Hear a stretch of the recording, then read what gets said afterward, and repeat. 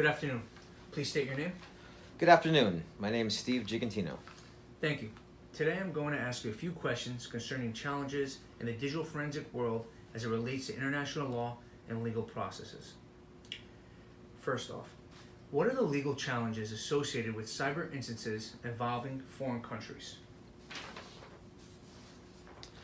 The legal challenges associated with cyber incidents are many. These include issues like where is the data stored, who owns the equipment of where the data is stored. For example, does the data belong to a US-based company but stored on servers somewhere overseas? If so, what happens if there is a breach of that data? Can a team from the US travel to, say, a country like Australia where their data is stored and have full access to the servers? What if those servers in Australia are backing up that data to servers in another country? In that case, we are talking about geographic redundancy, which is simply that data is replicated between two sites in case of a catastrophic failure. Jurisdictional issues are among the most common problems faced when dealing with an international cyber incident. To expand on this, since a cybercrime can occur literally anywhere in the world, it is possible that you can have victims in many different countries and trails of evidence to cross over into multiple national boundaries. Because of this, you could be dealing with many different laws and rules based on whatever country you happen to be operating in. Not all countries will be friendly, nor will they cooperate with the investigation.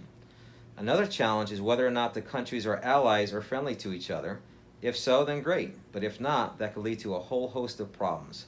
Despite popular opinion, not all law enforcement agencies, especially from other countries, like to work with each other. You could also have a situation where one particular country wants to get credit for handling a cyber incident, which can effectively shut out other countries for trying to obtain any information and/or data related to that event. A great example of this would be the international cooperation that takes place through the Budapest Convention on Cybercrime. This convention was the first international treaty with the goals of trying to address internet and computer crime by increasing cooperation among nations, improving investigative techniques, and harmonizing national laws. In particular, it deals with computer-related fraud, infringement of copyright, and violations of network security, to name just a few. The main objectives of this group is to pursue a common criminal policy which is focused on the protection of society against cybercrime. This would be done by fostering international cooperation and by creating and adopting the proper legislation to support these goals. Some of the countries that have ratified the treaty are Australia, Canada, Israel, Panama, and the United States. On the downside, many countries choose not to participate in this convention. Russia, for example, opposes the convention because they believe that adopting these policies would violate Russian sovereignty, hence they usually refuse to cooperate in law enforcement investigations that relate to cybercrime. Others, such as India and Brazil, have declined to adopt the convention on grounds that they were not able to participate in drafting it. Thank you. A follow-up question on that. How do international laws affect e-discovery? Okay, let's first start with what e-discovery is. E-discovery, or electronic discovery, is the electronic aspect of identifying, collecting, and producing electronically stored information, ESI, in response to a request for production in a lawsuit or investigation. For the past several years, electronic discovery has grown exponentially larger, especially with the rapid advances not only in the volume of data, but also the diversity of the data. Because of this fact, electronic data can be found anywhere in the world. This creates many concerns regarding scope of discovery. One of the problems is the fact that many international treaties and agreements regarding cross-border discovery were made before the emergence of cloud computing and social network platforms such as Facebook, Twitter, and Snapchat. Because of this, many of these agreements are outdated, so there are many countries scrambling to put new agreements in place. Problem is technology is moving at a lightning pace, much quicker than any administration or court system can. Another effect has to do with the rules and regulations regarding data privacy. By its definition, privacy is viewed as a basic human right in most countries, and because of this, there are strict rules and policies that affect the collection of this data. In the European Union, for example, the European Union Data Protective Directive limits the processing of personal data, where people in the United States can expect less protection of their personal data.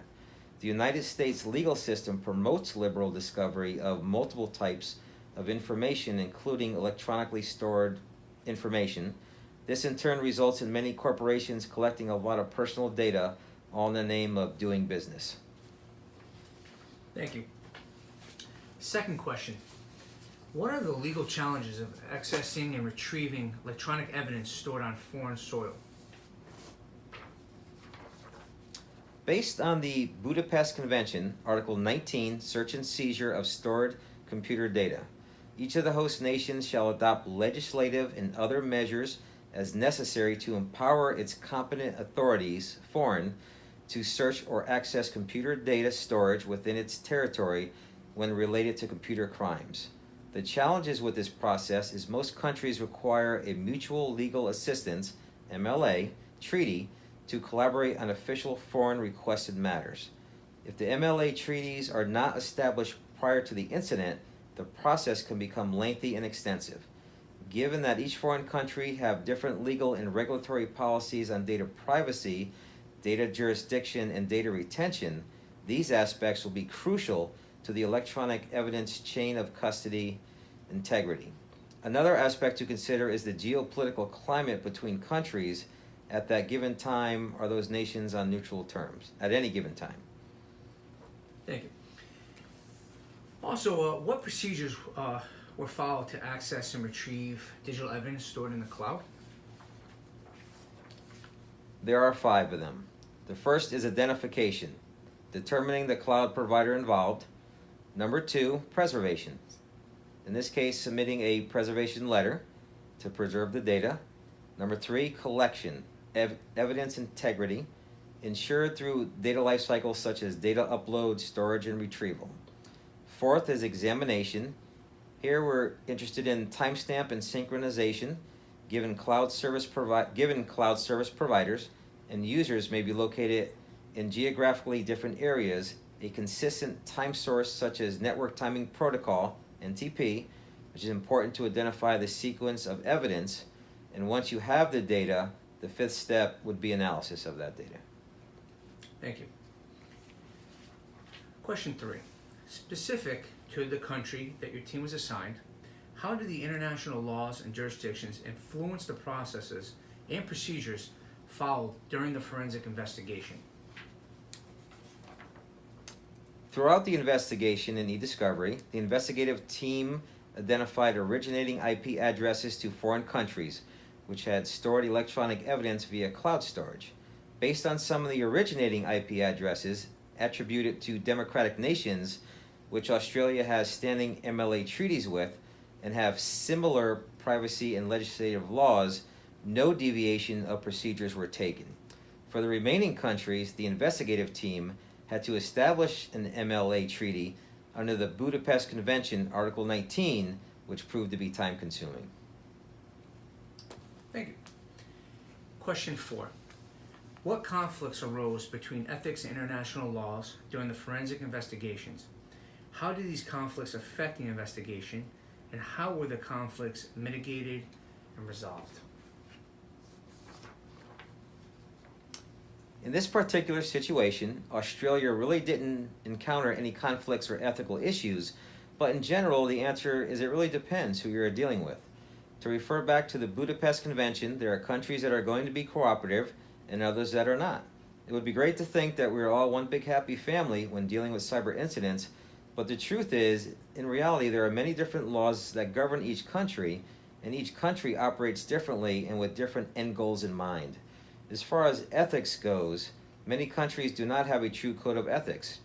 A recent article written by Professor John Sloan of the University of Alabama states that there is no code of ethics to govern digital forensics, at least here in the United States, and that we need one. He refers to the landscape of digital forensics as the Wild West.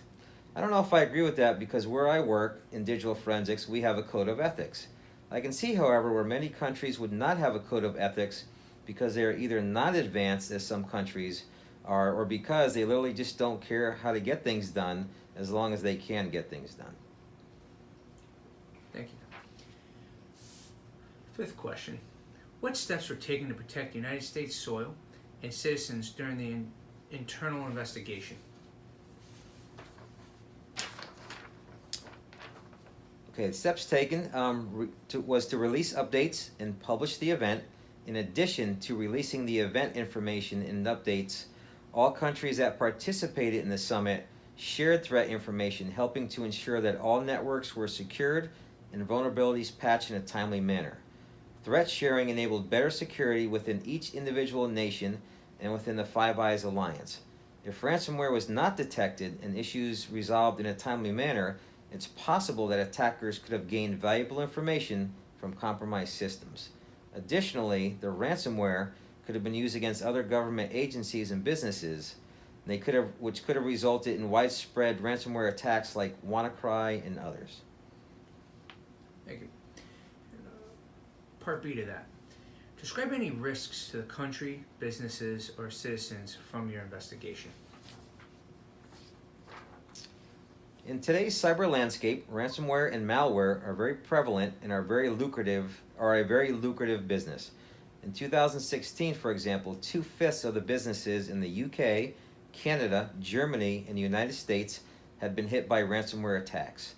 The main objective behind ransomware is to infiltrate a victim's computer and/or network and encrypt all the files or whole drives.